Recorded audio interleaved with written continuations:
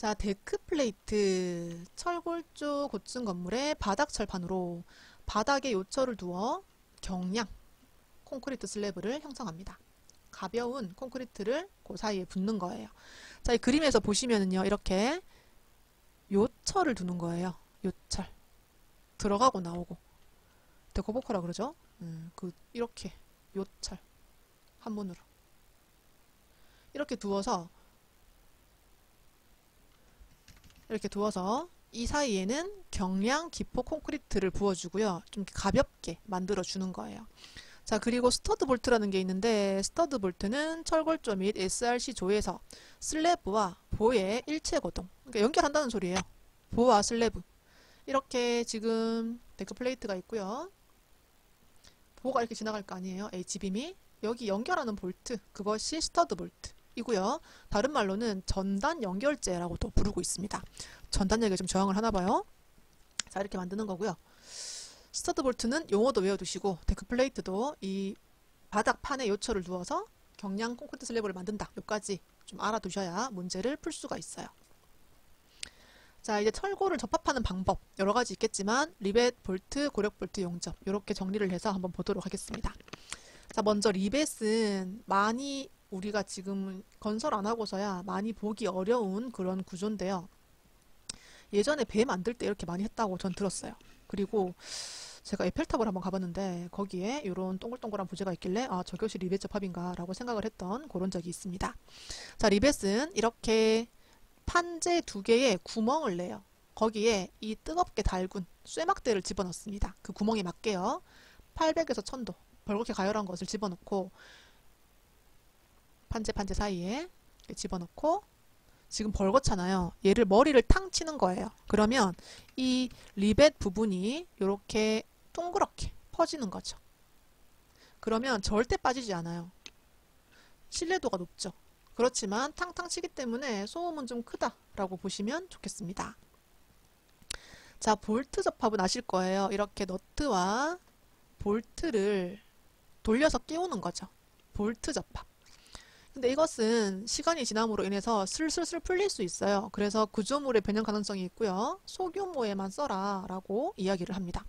대신에 고력 볼트라는 건 또 달라요. 이게 똑같이 볼트랑 너트인데요. 이렇게 쪼아주잖아요. 이걸 쫄 때 한번 쪼아주고요. 이 접합부를 굉장히 강하게 한 번 더 꽉 눌러버리는 거예요. 고력으로. 이렇게 하면은 절대 안 빠지게 마찰력이 생겨서 절대 풀리지 않도록 이렇게 만들어주는 것이 고력 볼트입니다. 뭐 절대란 말은 없겠지만 웬만하면 풀리지 않도록 만들어주는 거죠.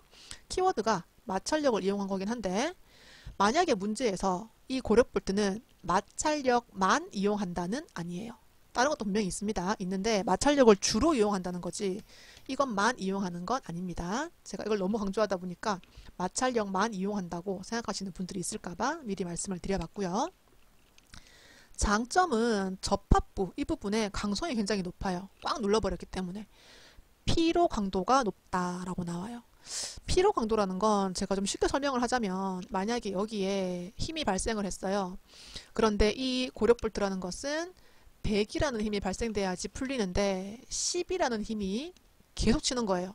조금씩 100이 아닌데 근데 이 상태에서 이 10이라는 힘이 계속 발생했을 때 이 볼트가 조금 풀려버리면 그것은 이 피로 강도가 높지 않은 거.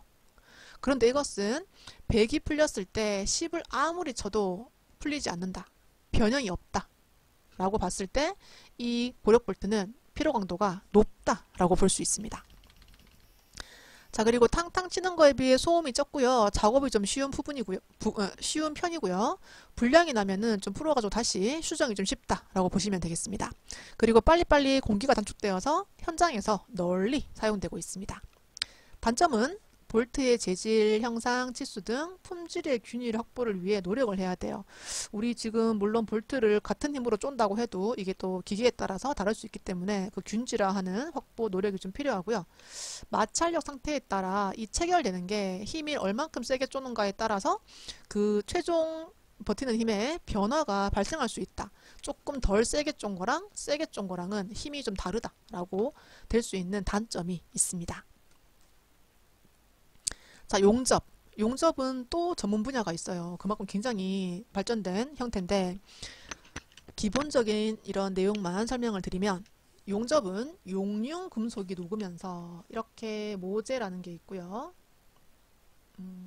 커팅을 해놔요. 여기에 용접봉, 그러니까 이 약간씩 녹는 그 금속, 그것이 용융 금속이에요. 용접봉이라고 보시면 되겠네요. 용접봉 안에 녹는 금속, 그것이 용융 금속. 이게 녹으면서 모재가, 그러니까 이 철판이 모재예요. 이게 국부적으로 녹여서 이 용융 금속이 녹는 쇳물과 이렇게 쇳물이 발생하는데 원래 있던 모재와 이 쇳물이 일체화가 되는 거예요. 같은 열로 붙도록 결합시키는 방법이라서 굉장히 강하다고 합니다. 장점은 소음 진동 없어요. 강성이 아주 커요. 보강제에 부자재 필요 없어요. 볼트 필요 없어요. 용접하면 됩니다. 볼트를 해버리면 이만큼 튀어나오잖아요. 근데 용접은 그런 거 없이 그냥 이렇게 턱만 약간 발생하는 정도? 용접에 의한 돌출부가 적다입니다. 없다는 아니에요. 그리고 구멍에 의한 부재 단면에 결손이 적어요. 이건 무슨 소리냐? 아까 리벳 같은 경우에 이렇게 부재를 붙이려면 구멍을 뚫어야 돼요.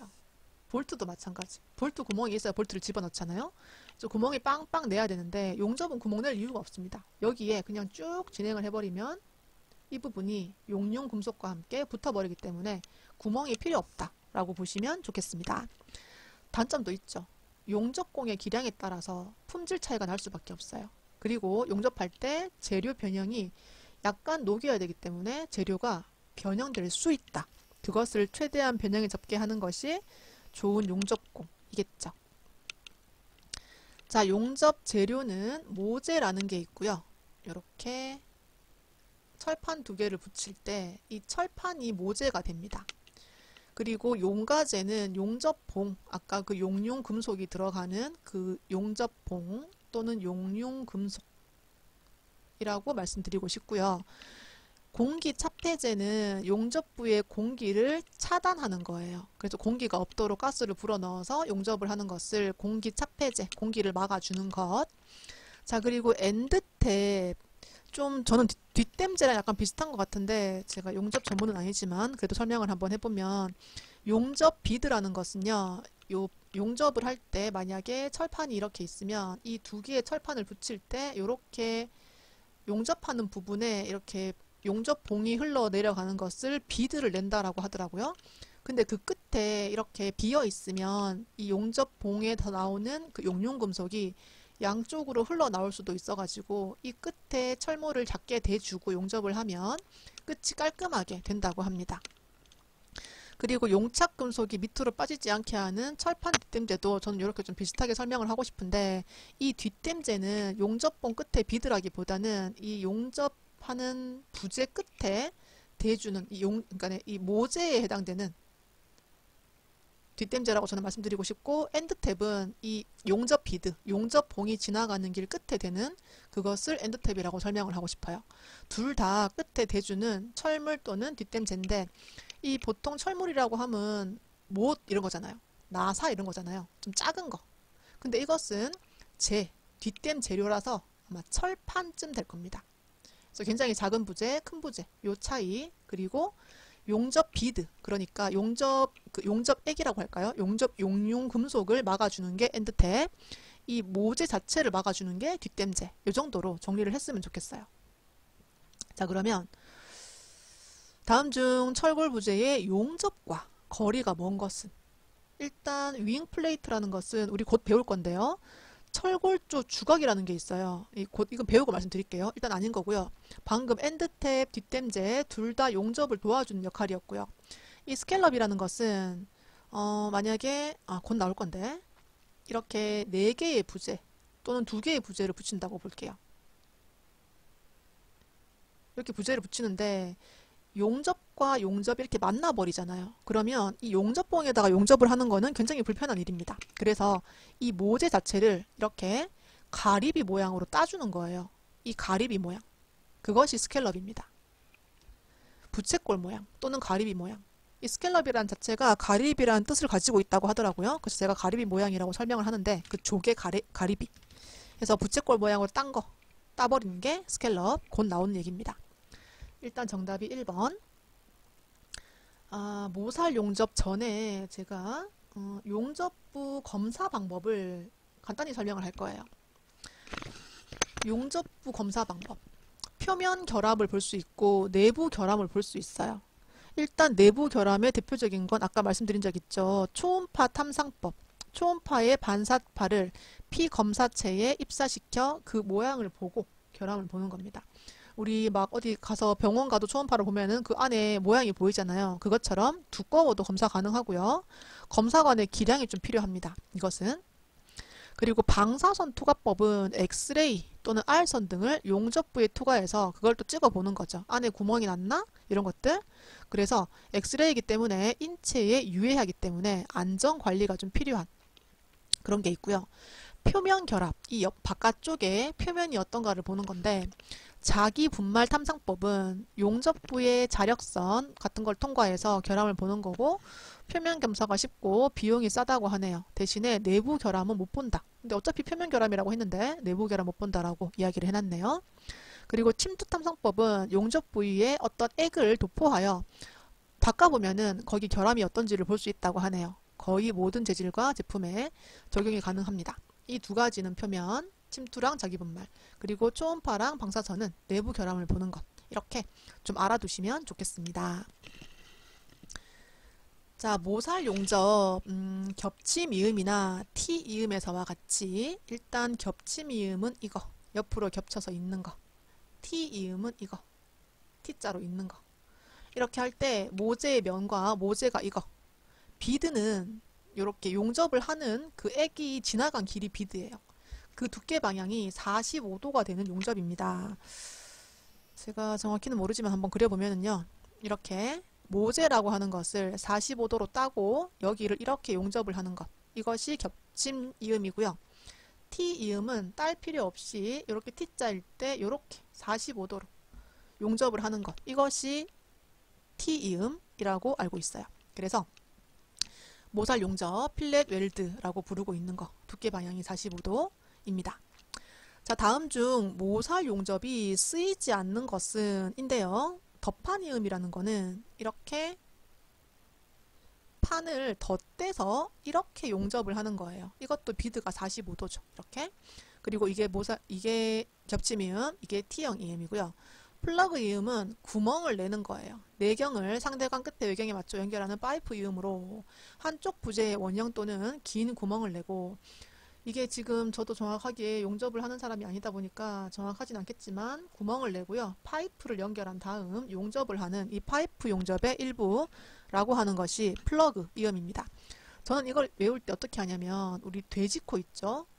이거 플러그라고 부르지 않나요? 그래서 구멍 난 거를 플러그라고 이렇게 머릿속에 그림 이미지를 가지고 있어요. 그러면 여기 나오는 문제를 좀 풀 수가 있더라 라고 말씀을 드리고 싶습니다. 자, 그리고 다음 중 철골 부재 접합에 대한 설명 중 옳지 않은 것은 철골 부재 접합에 옳지 않은 것은 일단 고장력 볼트는 비슷한 말로는 고력 볼트. 볼트는 마찰력으로 저항한다. 키워드라고 했죠. 용접은 품질 관리가 그렇게 어렵지 않아요. 우리 뭐 초음파로도 하고 뭐 방사선으로도 하고 충분히 품질 관리할 수 있습니다. 그리고 메탈 터치는 기둥에서 각 부재면을 맞대는 방식이래요. 그래서 우리는 터치한다, 맞댄다 이렇게 한번 생각을 해보시면 되겠습니다. 그리고 초음파 탐정법은 엄청 많이 쓰여요. 널리 사용되고 있습니다. 근데 판독이 어려워 거의 사용 안 된다, 틀렸다 라고 보시면 되겠습니다. 자, 용접 결함 좀 볼 거예요. 우리가 이렇게 검사를 해봤더니 이런 결함이 있더라. 어떤 결함이냐면 먼저 언더컷, 용접 상부의 모재가 녹아 용착 금속이 채워지지 않고 홈으로 남아있는 부분입니다.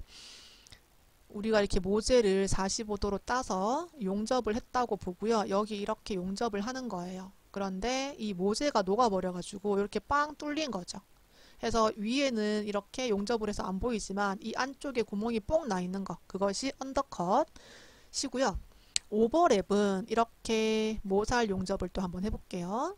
이렇게 덮어서 용접을 하잖아요. 비드 용접을 하는데 용착 금속이 용접 상부 모재와 붙지 않았어요. 그냥 얹어져 있는 거예요. 이건 보통 온도가 낮을 때 두 개가 녹으면서 같이 붙어야 되는데 혼자 녹은 거예요.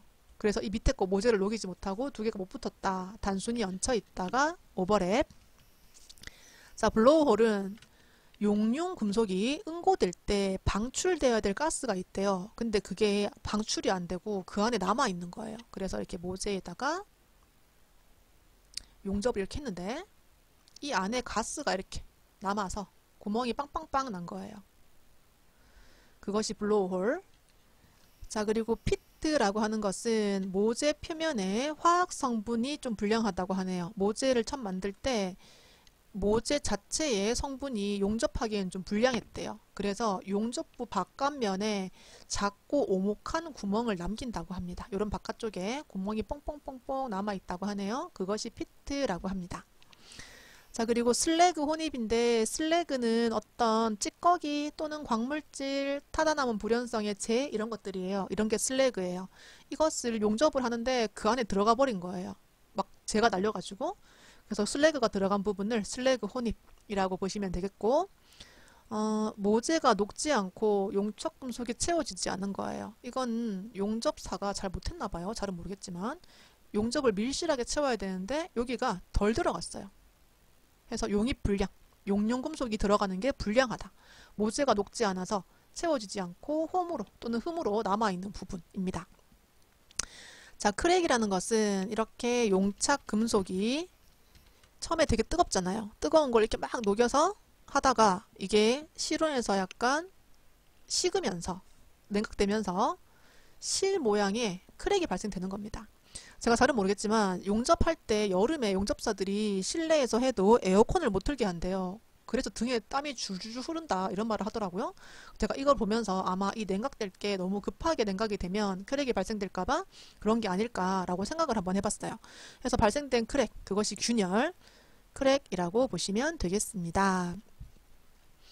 자, 다음 중 용접 결함이 아닌 것은 언더컷 아까 나왔고요. 오버랩 나왔고 블로우홀도 나왔는데 엔드탭은 비드 끝에 붙이는 그냥 판이라고 했어요. 그래서 엔드탭은 틀렸고 혹시나 뒷댐제도 아닌 거죠. 자, 용접 결함 중 용접 부분 안에 생기는 기포를 무엇이라고 할까요? 우리 블로우홀이라고 했죠. 블로우홀 또는 블로우홀 다 맞습니다. 영어니까요. 자, 스캘럽 아까 나왔던 부분이죠. 철골 용접을 할 때 이음 및 접합 부분에 용접선이 교차가 될까봐 이렇게 용접 부위가 열의 영향을 받아 취약해집니다. 이렇게 용접을 여기도 하고 여기도 하고 여기도 하면 이 만나는 부분이 굉장히 취약해진대요. 그래서 처음부터 이 모재를 이렇게 부채꼴 모양으로 따버리는 거예요. 그래서 구멍이 뻥 나 있지만 용접은 만나지 않는 그것이 스캘럽 되겠습니다. 자, 녹막 이치를 해야 돼요. 우리 철골에는 우리 막 한 번씩 어떤 철근이나 철골 받아보면은 빨강색 뭐가 칠해져 있는 게 있어요. 뭐 붉을 단자인가요? 네, 빨강색 페인트를 칠해서 어떤 녹이 슬지 않도록 만들어주는 상당히 강력한 그런 페인트입니다. 이걸 배에도 칠한대요. 배 안쪽에 도색하기 전에 칠해서 녹슬지 않도록 만들어준다고 합니다. 현장에서는 사비돌이 친다 이렇게 하던데 이게 아마 광명단 빨강색 칠하는 그런 거고 색깔 때문에 그런 게 아니라 성분 때문에 녹을 좀 막아주는 아주 강력한 아이입니다. 자, 내화피복입니다. 철골제는 화재가 됐을 때 강도가 저하돼요. 엿가락처럼 늘어나 버립니다. 화재 발생 시 보통 500에서 800도씨에서 응력을 거의 상실하기 때문에 거의 휘어져 버리는 거죠. 철골 강도를 저하시키지 않기 위해 철골 표면에 이렇게 뿜칠을 하든 타설을 하든 미장을 하든 철골을 이렇게 감아주는 겁니다. 습식과 건식이 있어요. 먼저 습식은 타설 공법인데요. 철골에다가 콘크리트를 부어버리는 거예요. 그럼 이 콘크리트 자체가 열에 굉장히 강하기 때문에 어느 정도의 피복 두께가 확보가 되면 열에 녹지 않게 잘 버틸 수 있어요. 또는 뿜칠을 하는 거예요. 콘크리트 말고요. 어떤 질석이나 앞면 등을 뿜어서 만들어주는 겁니다. 그리고 미장은 메탈라스나 용접철망을 붙이고 단열 몰탈로 미장을 해버리는 거예요. 우리 철골이 이렇게 철판이 있으면 용접철망 이렇게 말 그대로 철망 또는 메탈라스라고도 부릅니다. 이렇게 붙인 다음에 여기 위에다가 몰탈, 시멘트와 모래와 물을 섞어서 균일하게 발라주는 것. 그것이 미장이에요. 또는 가벼운 내화성이 있는 판을 철골 위에 붙여버리는 것이 성형판 붙임 공법이고요. 메탈라스 이런 철망, 몰탈 바탕에 붙이는 철망, 그것을 메탈라스라고 부릅니다.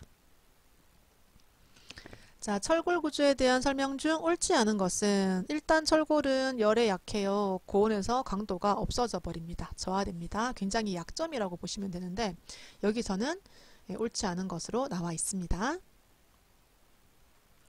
자, 다음 중 구조 부재를 보호하는 방법으로 옳은 것은, 자, 먼저 일단 답은요. 화재로부터 철골 부재를 보호하기 위해 내화 뿜칠 해주면 좋죠. 철골조는 화재 시 강도가 저하되는데 그걸 막기 위해 내화 피복, 내화 뿜칠 이런 것들을 해주면 훨씬 좋습니다. 옳은 것은 이고요. 나머지는 틀렸단 말이죠. 그냥 보면은 콘크리트 기둥 파손을 위하여 알루미늄을 사입하였다. 우리 알루미늄은 굉장히 알칼리에 약해요. 그래서 안 돼요. 서해대교 케이블 보호를 위해 염소를 왜 바르죠? 케이블에 염소는 안 좋습니다. 금속에도 안 좋고 사람에게도 안 좋고. 지붕 틀 방식을 위해, 목조 지붕 틀 방식은 부식 방지를 위해서 광명단을 칠했대요. 광명단은 금속의 부식 방지입니다. 목조 아니에요. 철골조 주각, 이것도 한 번씩 문제에 나와요. 이건 그냥 그림으로 제가 볼 거예요. 일단 철골 기둥을 H빔 모양으로, 철골 이 자체가 기둥이 됩니다. 근데 기초는 이렇게 콘크리트예요. 콘크리트. 여기에 H빔 기둥을 고정을 해야 되는 상황입니다. 이렇게 고정을 해주는 이 부분을 주각이라고 부르고 있어요. 자, 순서를 보시면 이 철골조 기둥을 붙이기 전에 먼저 베이스 플레이트를 깔아야 되는데, 이 베이스 플레이트를 앵커 볼트라고 하는 것이 고정을 합니다. 이 앵커 볼트는 콘크리트 타설 전에 해두어야 됩니다. 갈고리가 있죠. 철근에다가 이렇게 엮어버리는 거예요. 철근에 엮어버리는 거죠. 절대 빠지지 않도록. 자, 이제 여기다 이렇게 베이스 플레이트를 얹었으면 바로 기둥을 얹으면 됩니다. 그런 다음 윙 플레이트라고 하는 걸 붙여볼게요. 이렇게 H빔 기둥 옆에 날개 모양의 이런 플레이트를 한 개 대주는 거예요. 윙 플레이트. 날개 모양, 아래쪽이 넓고 위쪽이 좁아요. 거기다가 구멍을 내서 기둥을 먼저 고정을 합니다. 그런 다음 사이드 앵글, 이렇게 니은자로 생긴 부재들을 앵글이라고 불러요. 옆에 갔다고 해서 사이드 앵글이고요. 이것을 윙 플레이트에 고정, 그리고 베이스 플레이트에 고정을 합니다. 자, 그럼 이런 식으로 해서 옆면을 고정을 했고요.